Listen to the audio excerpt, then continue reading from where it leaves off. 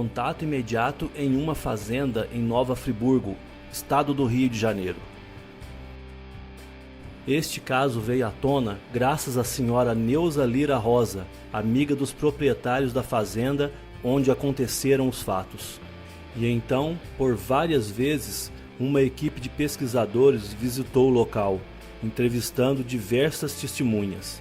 Foi coletado e por vez reconstruído tudo o que ocorrera naquele estranho episódio, minuciosamente, com todos os detalhes ocorridos naquele dia. A cidade de Nova Friburgo, no estado do Rio de Janeiro, fica a 847 metros de altitude em relação ao nível do mar. E é tão procurada quanto Petrópolis e Teresópolis, cidades serranas, pelo seu clima. Fundada lá pelos anos de 1682, com a chegada de 281 famílias vindas de uma cidade suíça chamada Freiburg. E também, entre 1819 e 1820, vieram mais 2.000 pessoas. Por isso, até hoje vemos por lá pessoas de origem francesa e de biotipo louro.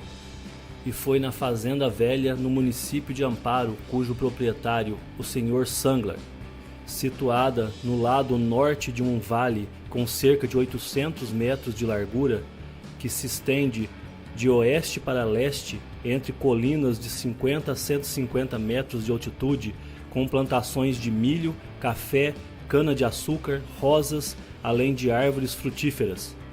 O jovem Edmond, com 19 anos na época, era um dos empregados da fazenda, natural do distrito de Bom Jardim, em Nova Friburgo. Com apenas o 4º ano primário em escola noturna, uma pessoa que não tem oportunidade de ouvir rádio ou assistir TV, mas de modo sereno e descontraído respondeu todas as perguntas do extenso interrogatório a qual foi submetido, sem cair em contradições.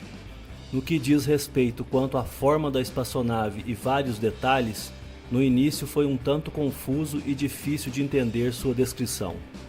Mas rabiscando alguns esboços, aos poucos foi-se chegando até a forma do objeto que teve a aprovação de Edmond.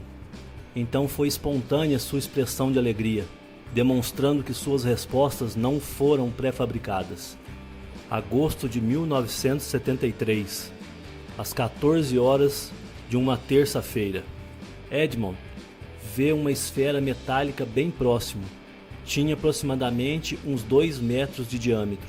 Pensando ser uma engenhoca norte-americana, se aproxima mais para ver melhor e percebe que uma porta se abre saindo de dentro da esfera um ser de aproximadamente 1 metro de altura que flutuava no ar ao invés de andar como nós.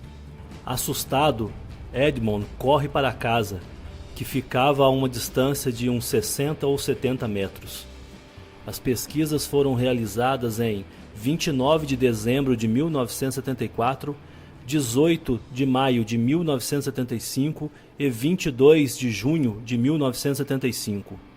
Em um certo dia do mês de agosto de 1973, Edmond Cardoso de Oliveira encontrava-se no pomar da citada fazenda descascando laranja, pois era a hora da merenda. A uns 15 metros à frente pôde perceber que as folhas da jabuticabeira balançavam ao vento, e constatou pelas demais árvores que não havia vento, pois seus galhos e folhas permaneciam imóveis. E olhando por entre os galhos de uma laranjeira, avistou uma esfera reluzente próxima à jabuticabeira. Aproximando-se, viu que o objeto possuía certas características. Cerca de 2 metros de diâmetro, estava suspenso no ar a uma altura de uns 50 centímetros, tinha um brilho tão forte que doía os olhos. Parecia ser de alumínio azulado. No centro havia um cinturão verde escuro em alto relevo. Apesar de estar a poucos metros de distância, impressionado com todo aquele brilho, Edmond chegou mais perto ainda, ficando cerca de 1 metro. E pôde ver que na parte superior da esfera havia um cilindro do mesmo metal, tendo 4 a 5 metros de altura e uns 50 centímetros de diâmetro. Daí para cima, com o mesmo tamanho, 4 a 5 metros, ia se alargando com um formato de cone, com base para cima e em disposição laminada. O objeto girava lentamente com um tempo de rotação entre 1 a 3 segundos, em sentido anti-horário quando visto de cima.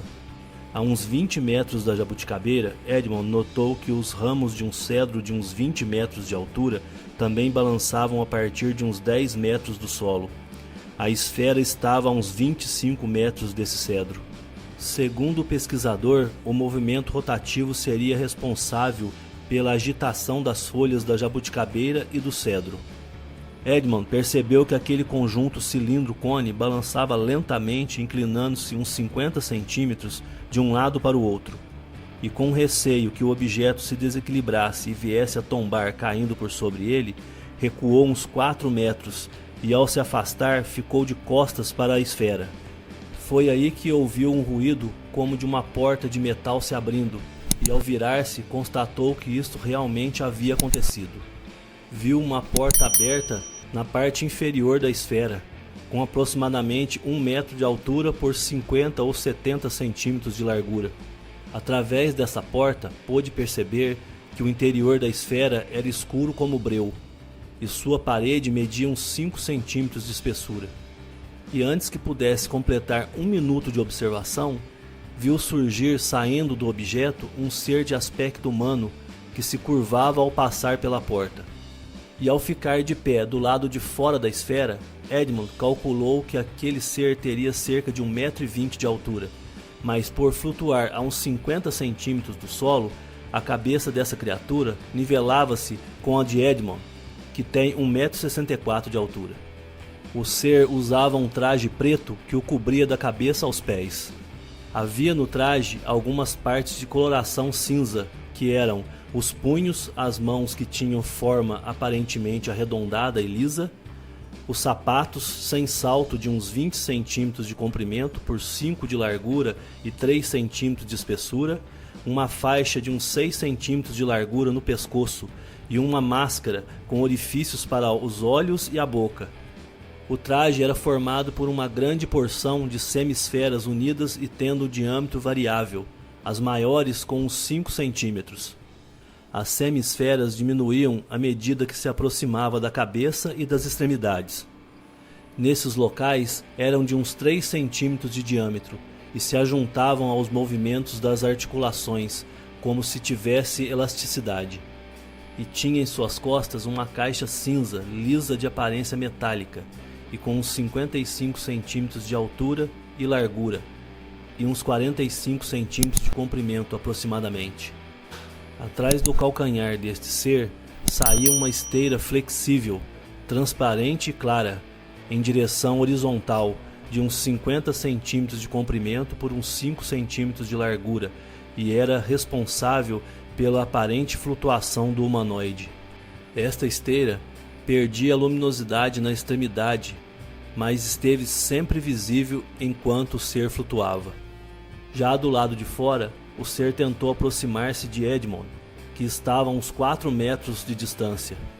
A criatura demonstrou-se firme e com passos decididos vindo em sua direção, descrevendo um semicírculo horizontal. Calcula Edmond que em 5 movimentos o ser conseguiu avançar uns 3 metros em sua direção em poucos segundos. Mas quando chegou a aproximadamente 1 metro de Edmond, este fugiu amedrontado, mas quando corria parou por 3 vezes olhando para trás para se assegurar da distância que se encontrava o ser, que ficou lá parado, olhando Edmond em fuga. Ao chegar em sua casa, Edmond procurou Dona Maria Teresa, sua patroa, tentando contar o que aconteceu, mas não pôde falar muito. Então voltou com Antônio Machado, vulgo Tião Gago, um antigo funcionário da fazenda, ao local onde momentos antes vira a esfera e o ser, mas não se encontravam mais lá. Edmond então relatou o ocorrido para seu patrão, João Sangler, assim que ele chegou. O Sr. Sangler diz que Edmond repetiu por diversas vezes o caso sem cair em contradição. No mesmo período em que Edmond viu o OVNI em Amparo, foi registrado o aparecimento de um disco voador nos arredores da cidade de Campos pela rádio de Friburgo e a revista O Cruzeiro. Por isso o Sr. Sangler levou o caso até a emissora de Friburgo, que, segundo ele, admitiu ser um fato autêntico, mas não se interessaram em investigar ou trazer o caso ao conhecimento público.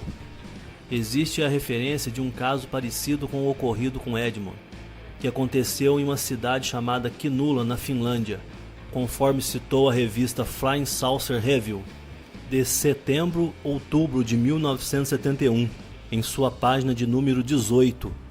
Um ser de uns 90 centímetros de altura deslizou no ar em direção ao disco voador.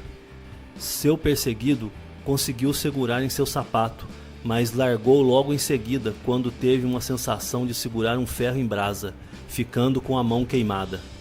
No caso da Fazenda Velha, a esteira do sapato seria talvez um campo de força, e pela birrefringência das camadas do ar, esse campo talvez tivesse se tornado visível, e se tocado talvez fosse passível de causar queimaduras nas mãos de quem o tocasse.